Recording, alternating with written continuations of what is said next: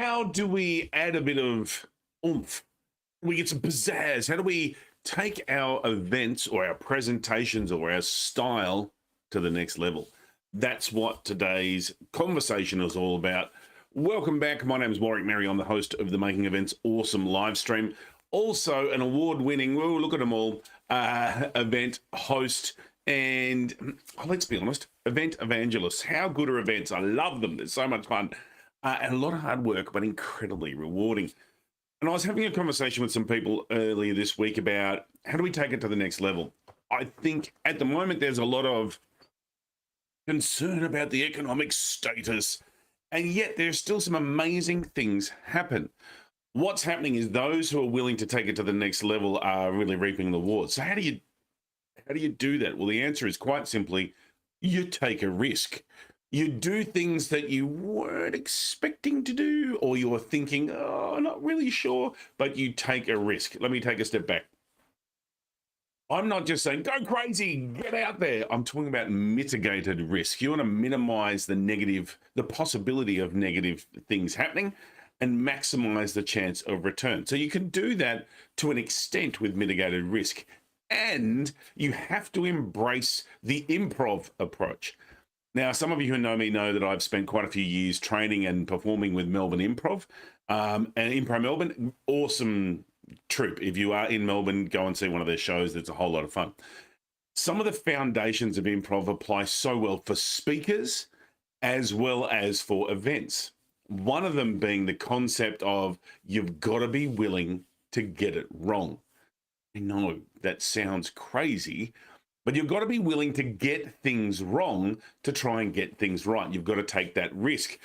In improv, there's a great thing if you're trying a scene or doing something and it all stuffs up, as invariably it does, you both raise your hands in the air and go, again, again, again, and then you start from the beginning. Now, we don't want to do that with our events, but if you've got a part in your presentation that you're doing, you're like, oh, that didn't work. So you just start with something new. You again start something. You've got to be willing to fail. I know for me personally, I was so focused on trying to do the right thing, I ended up doing nothing. So there is this concept of being willing to fail and fail faster. So that means mitigating your risks, but taking the risks. Here's a couple of examples. I was at a singing camp on the weekend, had a whole lot of fun this one time at band camp. And one of the things we had to do was just to sing out some harmonies. And they didn't give you the harmonies, you had to make them up. Now, I'm not that good at that, or so I thought. The more I did it, the better I got at it. And I pushed, and I didn't do a timid sing. I did a strong, let's just, do this. And it makes a difference to attack it with gusto, to take that risk with gusto.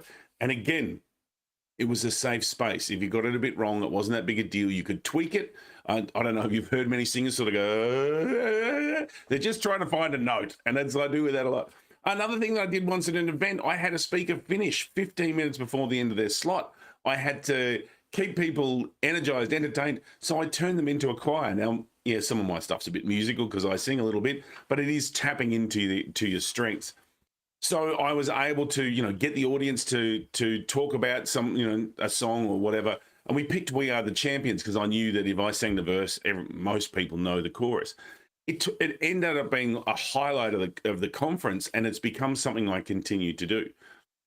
So how can you take risks? How can you get a speaker that might challenge the audience, add more white space so there's less formal program, more opportunity for people to speak to each other?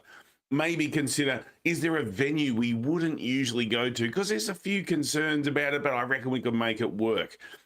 Could you, look, I've seen some great events happen at weird places like theme parks, aquariums, outdoor activity areas, which don't really align with your expectations, but ended up being really amazing experiences.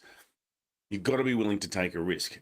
I was once, Andrew Horrobin, I'll never forget it, Andrew Horrobin and Yvonne Adele put together this conference that was basically the delegates made it up as they went. We would, give a couple of conferences, a couple of topics, so there's some structure there, and then the delegates would pick what the topic was going to be coming up next in certain segments. It was fantastic because it gave delegates input and control over what was going to be happening. Take more risks. If you want your event to stand out, you've got to take some risks. Some of them will not work, and that's okay. Make sure you have a plan on okay, what do we do if this doesn't work? But you've got to throw 100% at it to make sure that it's got every chance of succeeding. I think if you take more risks, it'll stretch you as a professional, be it as a performer or as an event organizer or as whatever it is that you do. But looking at how do I take this to the next level? I've had plenty of conversations of late around comfort zones and how nothing really great was ever accomplished in a comfort zone. So how do we push ourselves out of it? It doesn't have to be a massive leap out of it, but it could be a small step. So that's my question for you. What are you going to do to take a risk? What's something different that you might do? I recently had some videos done, took a risk. I hadn't really paid that much for videos before. Wasn't 100% happy with how they went, but I wasn't unhappy, but I learned a lot in the process. So the risk sometimes has a return in ways you're not expecting. So I'd love to hear from you in terms of what are the risks that you've taken that have worked or haven't worked? What are some of the risks that you're thinking of taking? Maybe you need a bit of support. I'm happy to throw some support your way. In fact, the whole group over at Making Events Awesome is. So come and join us. Love your company. Go to Making Events Awesome and join us where we have different conversations about events and how we make them awesome. I know, right? Who would have thunk it? Love to see your company there. Thanks for joining me. I'll be back again next Thursday at 9 a.m. And thank you for the tolerance the last couple of weeks. Let me be honest, they have been recording, so I've been traveling. But this is live. Hello to the live people.